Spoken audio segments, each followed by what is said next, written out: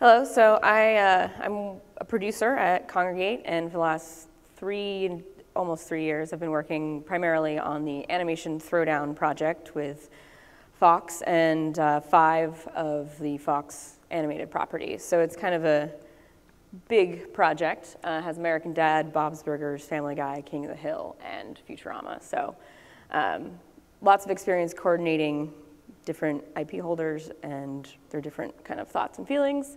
And then before that, I was at TinyCo working on the Family Guy Quest for Stuff game with the same guys at Fox. And then kind of before that, I had worked at Grab Games, and there was a variety of kind of celebrity deals and miscellaneous things. So yeah, that's me. Okay. Hi.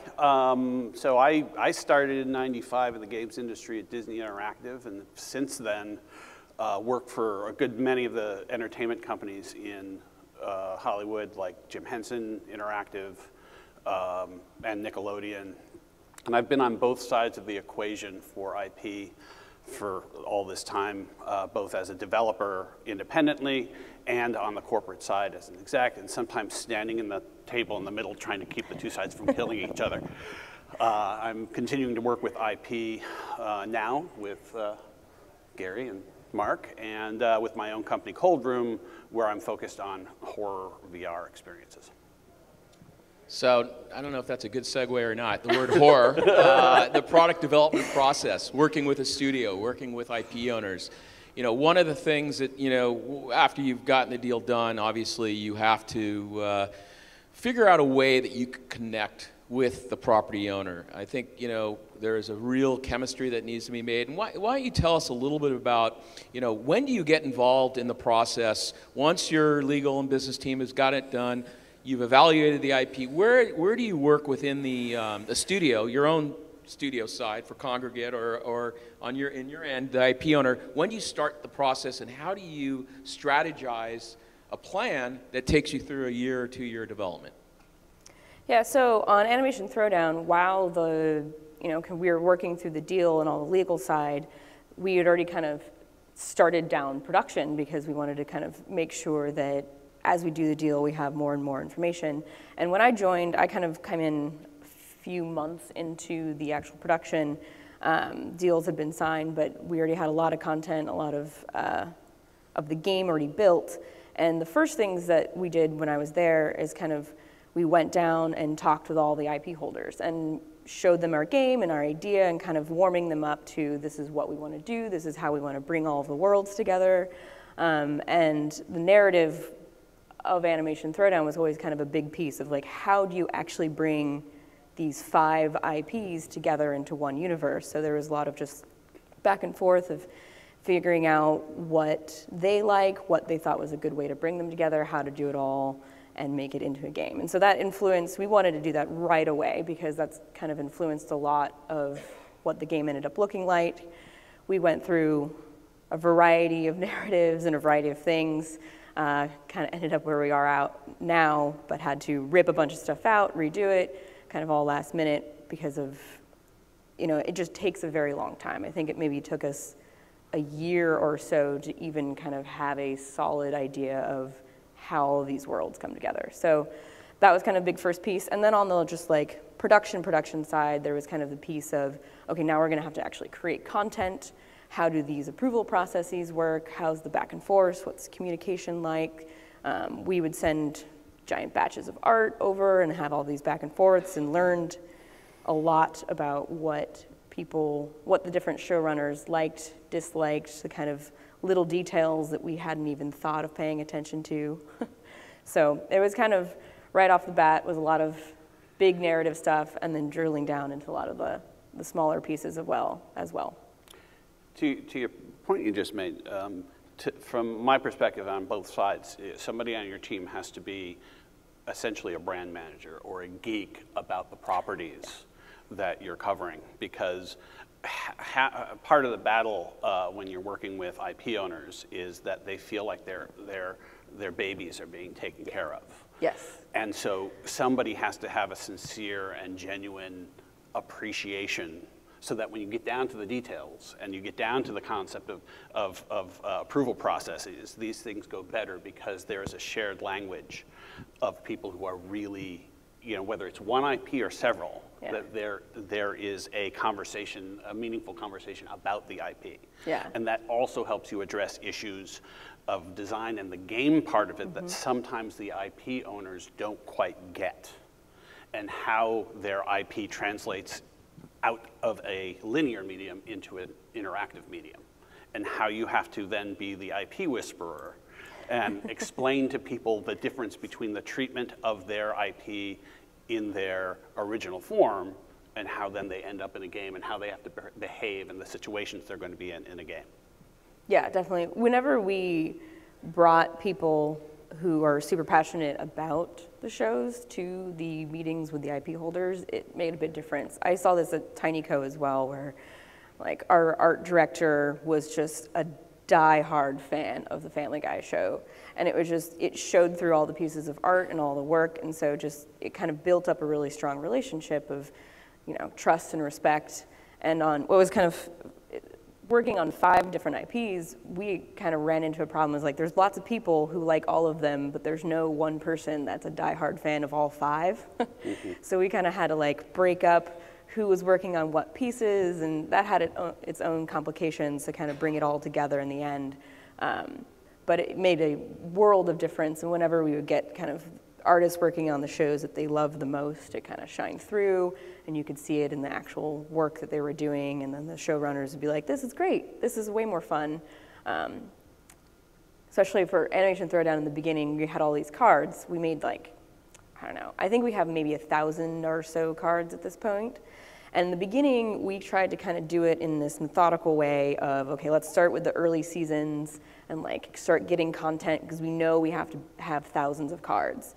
And what we didn't really think about is how that would be reflected to the IP holders. So we're just showing them, like starting to give them, early season stuff, and they'd be like, whoa, whoa, whoa, whoa. Like, this is not the best stuff. And I started thinking about it now is, season 1 stuff is like your artwork that you did in high school. And whereas the latest stuff that you're working on right now is the things that you've grown into, and it's who you are now. And so we didn't do a great job at like realizing that in the beginning, but as soon as we kind of got a first pass, couple of rounds, it completely changed. We were like, oh yeah, of course, like, yeah, we're gonna do all of the different things. And we had a great relationship with, I really liked working with the Fuzzy Door team because they got super into helping us with cards, and we had great back and forth, and they know the show so well, and they were able to provide so much additional content and additional ideas that really kind of kickstarted our early pre-production stuff. Yeah, may I? Yeah, please. I just had a rudimentary question. Now, are you meeting with them face-to-face, or like how do you come together? And what's the most effective way to get all this stuff done? Yeah, so most of the time over the course of production, we would be talking with Fox and sending off content to them and be like, hey, here's all the cards we'd like to get approved. Can you send it to the showrunners? And they would kind of be the go-between and kind of help make sure to be the like last line of defense to make sure we had everything looking okay and whatnot. But there were a handful of times where we would go down to LA, come down here, and chat with the different studio heads or the different people we were working with, met with Amy at Fuzzy Door, who was one of the ones kind of helping do all of the card approvals. And it just helped so much to have a little bit more faces to names and a little bit more of that feeling of, oh, I get how you are seeing this and how you are actually doing the process. But after that, it was pretty much, even now it's all emails back and forth with us and Fox, and we don't need that kind of in-person stuff. So after you kind of you take off, so to speak, off the runway, you're on autopilot, but you're also on emails and phone calls, and then if there's troubleshooting, you may go back down to LA per se and meet with the Fox people. David, from let's talk about the counter to that. Well, you're working on the content, being a rights holder. Maybe elaborate on what Katrina's saying from that perspective. Yeah, there's the production end of it, and then there's the relationship end of it. So I'm a huge advocate of your very first meeting, if at all possible, to be an in-person meeting. Because I think being in the room with someone, looking them in the eye, seeing how they talk about something, it really establishes the tone with how you're going to be able to communicate with them later. So it's both creative and relationship. And then after that, it makes the remote work a lot more easy, a lot more smooth. The other thing, especially for in-person meetings, if you can do it, is to establish who the stakeholders are as much as possible. Because on your side, you're maybe flatter and you have a spunkier team that's trying to get stuff done, but organizations like Nickelodeon and Disney and even Henson, to some extent, have these structures and that go back between a bunch of executives and then show creators. And so, especially when you're talking about timelines that require, swift turnarounds or just defined turnarounds, knowing what their process is, who the stakeholders are, and how long it's actually going to take, that ping to go all the way back 10 people and then all the way back to you is super important. Yeah, and that kind of makes me think. So went to the legal step before us, and they talked a lot about approvals, and there is a part in there where you kind of figure out the approval times, which was super important for me in production to figure out. Okay, so we have like a 2-week turnaround on assets. And so is that when everyone falls out of their chair going, we only have... Well, I mean, it's not enough time. In the beginning, we weren't entirely prepared for how much feedback we were going to get on art and what it was going to actually look like. I have a few pictures of some of what the actual approvals look like. I put them later. Anyway, I can go back to those other things later. But so there was a level of detail that it seems obvious in retrospect, but our artists, weren't entirely prepared mentally or just told, how much detail is going to be important. And so this was one of, Peter Griffin had gone through, this might have been the first thing that we sent over, and they came back and was like, the skin colors, here's the actual swatches, is great, and then it was like the pupil, and we had this conversation at our office, which was like, this asset is going to be tiny on your phone. There's doesn't make any difference, 98% of the size of a pixel at 300 DPI and this big exported version we send to the shows, you obviously can tell. Well, it's hard to see, but they can tell. And we had this back and forth, do we really want to get to this level of granularity? And for me, it was always kind of relationships are a little bit of a compromise. There are many details like this that don't, you're never going to see in game. It won't make much of a difference. We have assets that are approved that are, we never show the feet of certain characters, but we got them approved anyways because it's easier to just do a little bit of the extra work on our side than having this kind of back and forth of let me trust me, it's not going to show up in the game, it's going to be okay, you can't tell. And so it was a lot of trying to figure out where the line was of how much extra work are we incurring ourselves and just how much do we want to work on this relationship, which battles do we want to fight. And then there was other red lines like this. This island took us, I think, maybe 6 weeks to get finished.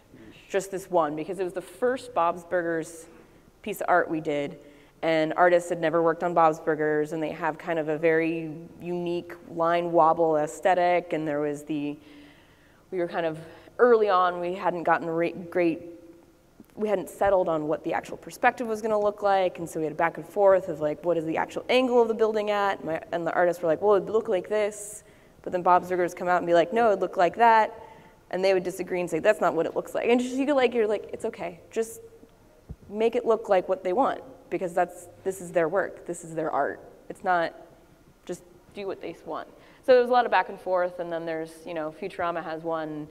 It was really nice to work with these guys because, small details like Leela's having the kind of angry, slightly face those are the details that really kind of make the game shine in some ways and make it feel true to the flavor of the IP. And so when we had all these back and forths, we got those moments. So these are comments coming back from the IP owner? Okay. Yeah, so we would send, we would make a Leela. We have a bunch of heroes in the game, so we would have an artist make this asset, and we would send it over to Fox. Fox would kind of, make sure it goes to the right IP holder, so this would get sent to Rough Draft.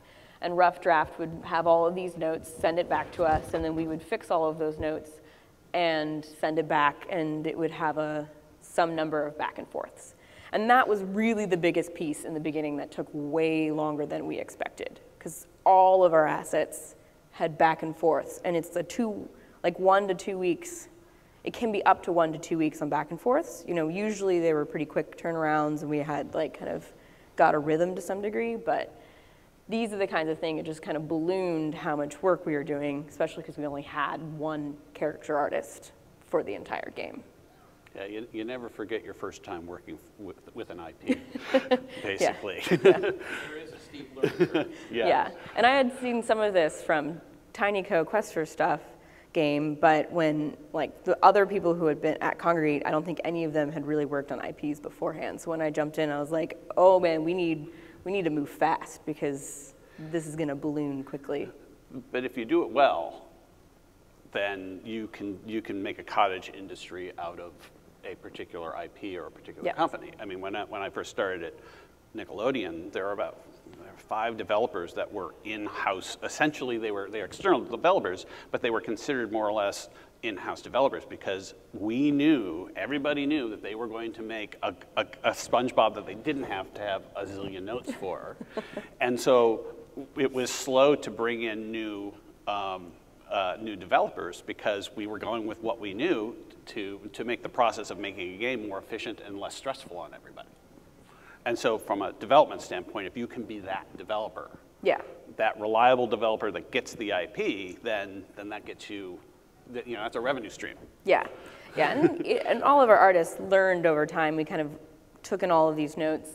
Granted, at one point, what ended up happening, and this is, looking back, we didn't have kind of a clear art director, and so we had, I think, 4 artists at the most. When we had as many artists as we had, there was 4, and like an outsourced team that was helping us with some art. And so we had the one main character artist and then a few others. But what ended up happening is we also had marketing art that we needed to do, who was a different artist because he was working with the marketing team.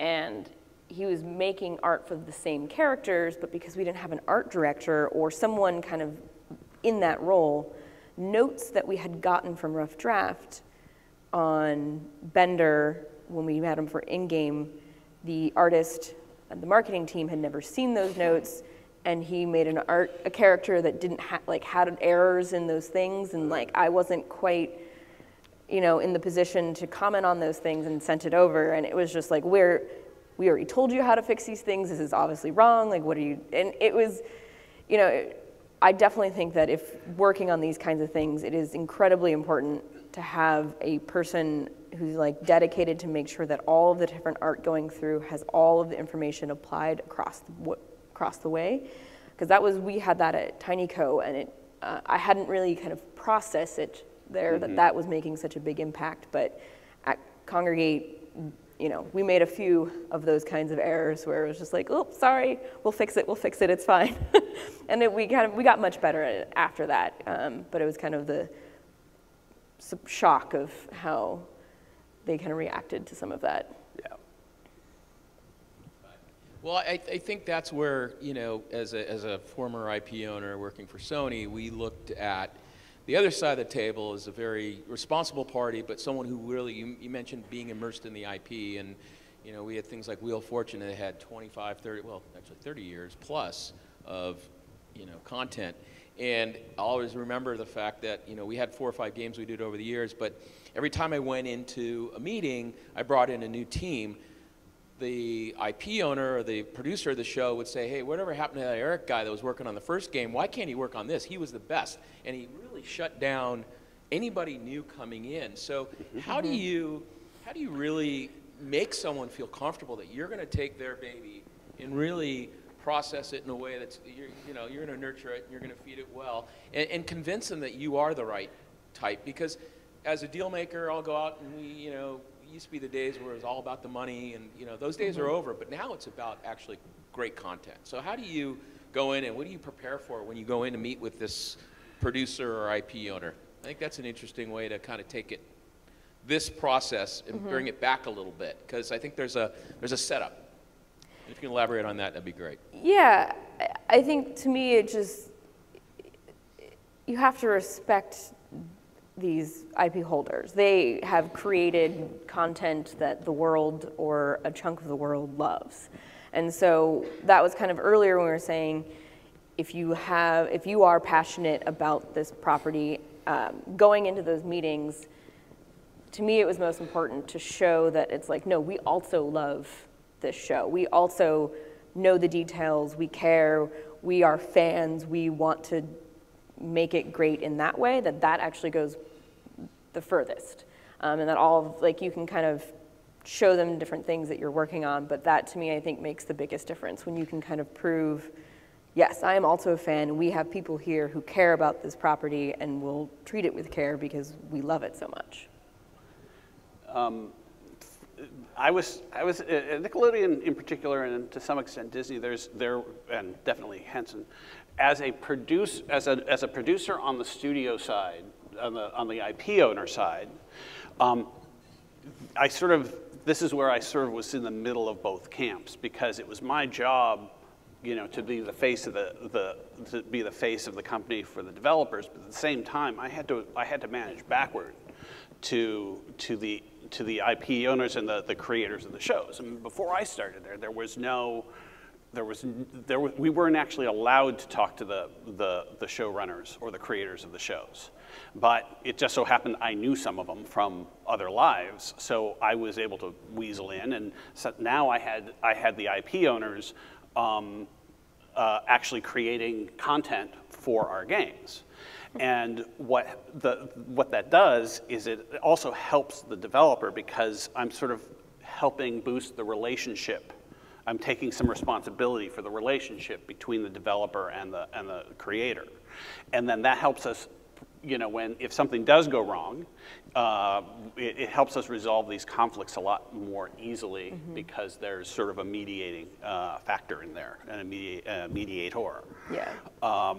And I forgot what I was going to say. Well, I think that's the important point, is to have a middle person there to kind of act as the conduit, because I made the mistake once of, we had a license with a major publisher, and I ended up calling the developer directly, and I got a real nasty phone call from the publisher saying, hey, Mark, you got to go through us, because if that starts to break down communication and you're the one going, and I kind of learned a hard lesson that while I was the IP owner, I had to respect the process. And I think, Dave, you mentioned, having a middle person in there, a producer or somebody, there are times where I guess you are a bit of Switzerland, because you got to please both sides, correct? Yeah, absolutely. I mean, I was the first person with production experience in games at Nickelodeon. Everybody else was marketing or some other thing, but they weren't game players. They didn't know the business.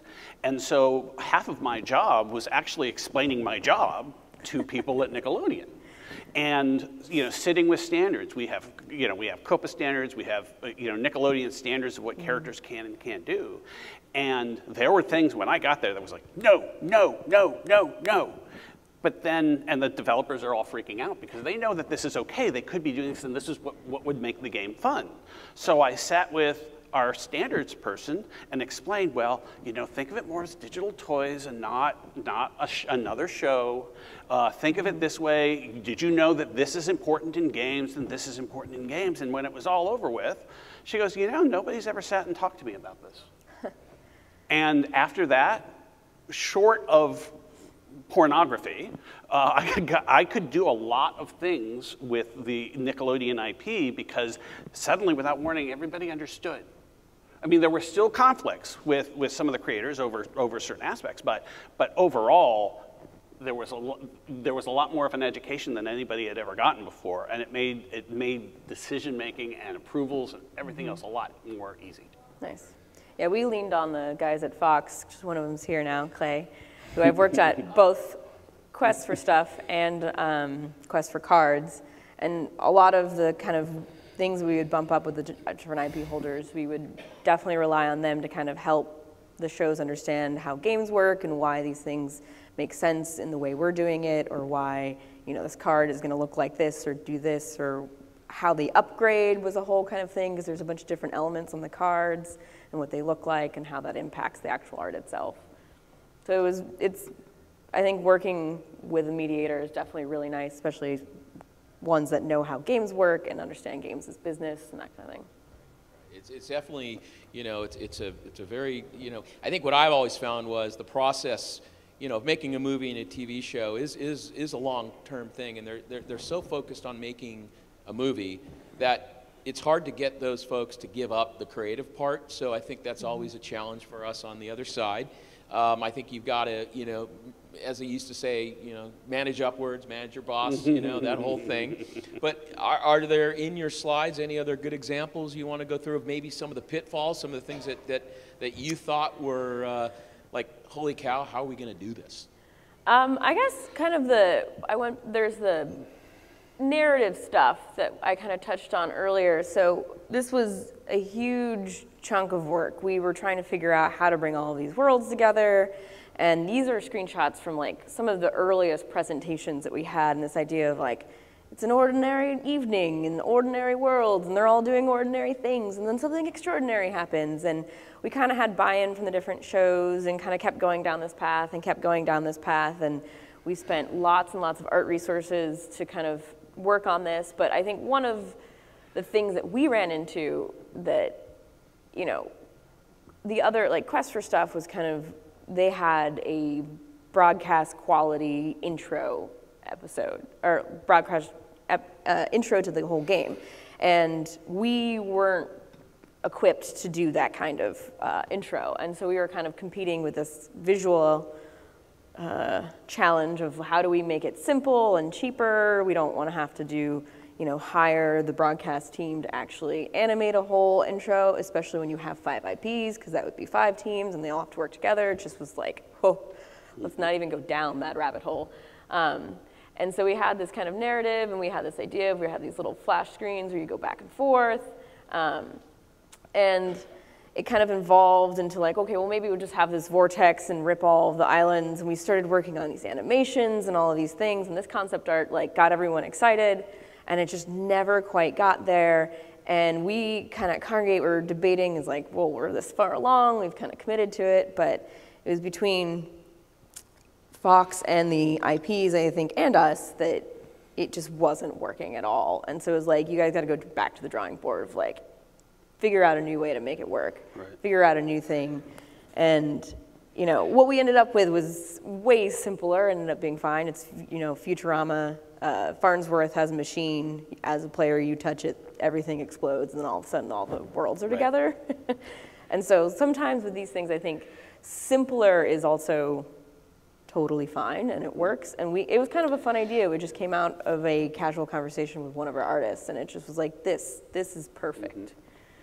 Yeah, working with multiple IP in one thing is tough, because on top of, you have oftentimes completely disparate art styles that won't really fit together. You also have, you know, Nickelodeon, they had Nicktoons, where they brought all these characters together. Now, the good news was nobody really had a problem bringing all the characters together. The bad news was there was no particularly good reason for this other than to have all the characters on a box cover and then have a game, you know, a game.